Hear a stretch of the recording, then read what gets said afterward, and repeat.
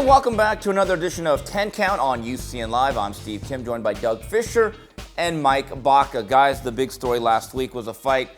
It's not going to happen for now. Canelo Alvarez makes the announcement along with Goldenboy Promotions that they are abdicating the WBC belt. Golovkin is now the full-time WBC middleweight champion of the world. And Doug Fischer, I ask you, is this a duck, dodge, or just a delay? I see it as a delay. I saw Canelo Alvarez's abdication of the WBC middleweight title mainly as strategy, a negotiating tactic. They didn't want to be under the gun of the WBC's deadline. They didn't want to have to reach a deal by Tuesday this week to come to all the different terms for a big fight. Canelo Golovkin is a big showdown. It could take place at Vegas. It could take place at Jerry's World in Arlington, Texas. There's a lot of points to go over: the weight, the money split. And the money split, I think, is one of the main problems they had with that deadline, because if they did not reach a deal by May either 22nd or 24th, it would go to a purse bid. And Golovkin was, at the time, the WBC interim title holder. And when the WBC holds a purse bid, the champion gets 55% of the total pot. Never going to work. And Golovkin would get 45%. That's way too close to parity for Goldenboy and Canelo's liking. They definitely view themselves as a strong A side. They recognize that Golovkin has his fans, definitely has his supporters among hardcore fans and members of the boxing media, but he's not quite the crossover success that Canelo has been in recent years. Doesn't bring the pay-per-view buy record that Canelo brings to the table. Doesn't quite have as big as an overall fan base as Canelo. So they want the majority of the money, and they don't want to be under any sort of WBC constraints. Having said that, I think they brought this on themselves when they agreed to fight for the WBC title. When Canelo Alvarez fought Miguel Cotto last November, just 6 months ago, the WBC stripped Miguel Cotto of that WBC title because he didn't want to pay certain fees, either step-aside or sanctioning fees, depending on who you listen to. And I thought that Goldenboy Promotions and Canelo Alvarez had an opportunity just to go ahead with the fight without the WBC title being on the line. Mike, do you think Goldenboy underestimated the amount of backlash they were going to get? No, I think they could see it coming. It's the biggest fight in the sport. Everybody wants to see it. We want to see it. I think they knew there was going to be a little bit of backlash. I mean, it's obvious. Everybody wants to see this fight. And negotiations aside, I think Canelo needs a fight to fight a true middleweight in order to fight Golovkin, because, let's be honest, it's going to make a better fight at the end of the day. Yeah, the rumor is now, and I've heard this within the last 10 days, Liam Smith, who holds the belt at 54, I think that's going to be interesting, because now you are actually going back down technically to junior middleweight, which, by the way, Canelo has not done for about 2.5 years. With all that being said, I believe that if they fight next May, and they're going to have that Cinco de Mayo date, I think all will be forgiven. Here's what I think. Are they delaying it? Yes. But I think the whole saga, and you called it the never-ending story, Doug, the marinating has become like this taboo phrase. Like, you can't marinate everything. Can't use that term. But in the history of boxing, that's how you've created big fights. And I think that fight, stilted the expectation of fans. That you can't microwave this stuff. It's not going to be 5-6 years. I think we're essentially asking the boxing public to wait basically another 7 to 8 to 9 months. Is it really that bad of a wait? I mean, sort of. It's kind of like the situation you have with Andre Ward and Sergey Kovalev, where they contractually agree to meet down the line. Yeah. Andre Ward wants to acclimate to 175 pounds. Obviously, Canelo wants to acclimate to 160 pounds. Andre Ward wants to knock rust off and so forth and get prepared for on paper, is the toughest fight of his career. On paper, and in the minds of 99.9% of the boxing media and hardcore fight fans around the world, Triple G is definitely the toughest fight of Canelo's career. I was talking to Beto Duran, a guy that we all know, this past weekend, and he has some friends who are in the casino industry in Las Vegas. And he was telling me that is if the fight lands in Las Vegas, they prefer the fight to be delayed until next May because Cinco de Mayo is a bigger holiday, a bigger Mexican and / Mexican-American holiday in the United States, whereas Mexican Independence Day weekend, which is Canelo's target date for this September, is a huge deal in Mexico.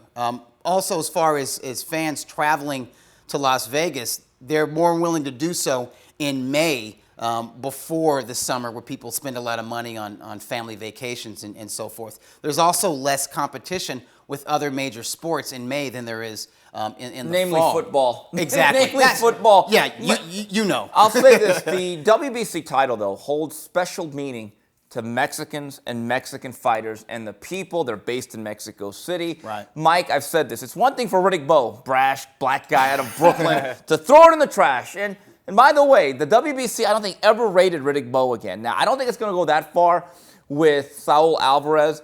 But of all the belts to basically just give up to another fighter that you called into the ring, I do think that whole grandstanding did backfire on him a little bit because he did, in a certain way, paint himself into a corner, did he not? Yeah, absolutely. And at the media press conference in San Diego, I asked Oscar, how important is this WBC title to Canelo? And he alluded to the fact that, yeah, as Mexicans, we are proud to hold this green belt. Now, I didn't ask him whether or not he was going to vacate afterwards. Obviously, he did. But, they don't want to be forced into this Golovkin fight not ready for him. Golovkin is the toughest match for Canelo. He's never fought anybody as strong as him. And, I think they need to get acclimated to 160 pounds before they ultimately take that next step. Doug, the one thing where I really have a problem with Canelo, and again, I do believe this fight will happen. There's a track record. I think fights do need to be developed, regardless of what people say. But when Canelo says an artificial deadline, this is where I say, wait a minute, that's not exactly the truth. This deal was agreed to back in February. He agreed to every deadline. And I've always said without deadlines, nothing ever gets done. I think you got to let one career move on. If you're not going to fight the guy, I think Golovkin has a right to say, okay, let me look for option B, C, or D, does he not? Yeah, absolutely. And you're absolutely right that when Goldenboy Promotions and Canelo Alvarez accepted to fight for the WBC title against Miguel Cotto, they understood that this green belt came with it the burden or the obligation responsibilities to fight the mandatory challenger, which was Gennady Golovkin. And kudos to the WBC for pushing it. In the past, they haven't always pushed a dangerous mandatory contender They've changed their minds. Yeah, about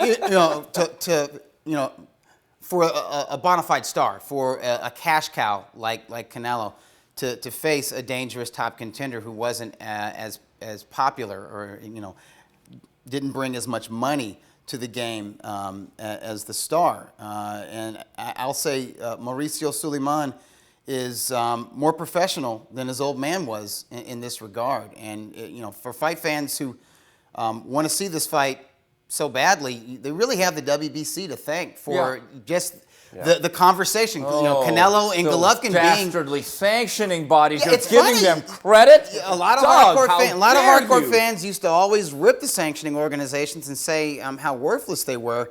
But it's funny, as soon as Canelo dropped it, they became sacred. Yeah. And Canelo is crapping.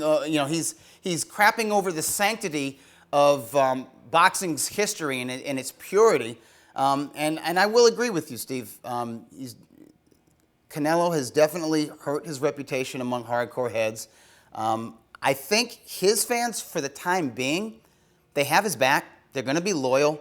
But if this thing drags out to the end of this year and we go into 2017 and it doesn't look like Goldenboy and Canelo want to do business with Tom Loeffler, K2, and Team Triple G, at that point, it will look like a duck. It won't look like a delay. Mm-hmm. And at that point, I believe Canelo will begin to lose some of his own fans. Okay. In fact, I think his fans will jump ship to the good ship Triple G. You've answered the question I was about to ask, so Mike, I'll pose it to you as we wrap it up. Does this fight happen next year? And if it doesn't, do we then get the pitchforks out and rally to the Goldenboy offices? Absolutely. HBO's Max Kellerman said the date until which it's dead is May 7th of next year.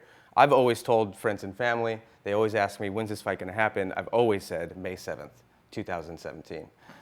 Do you think the backlash had to do a little bit with Canelo inviting Triple G to the ring it gave and the having that whole impression. diatribe? See, because when you do a soundbite like that, and that's what it is, it's a soundbite. Yeah. We get Vine and you get YouTube. Everything becomes like this quick hitter and there's no nuance. And I don't know if people understood that, Canelo as the A side does have the right to not adhere to a 55-45 split. I thought that was always going to be problematic, but you said it, Mike. May 7th, 2017, as Larry Merchant used to say, from your lips to God's ears. Anyway, that's it for this segment of the 10 Count. On behalf of Doug Fischer and Michael Baca, this is Steve Kim saying goodbye, everybody.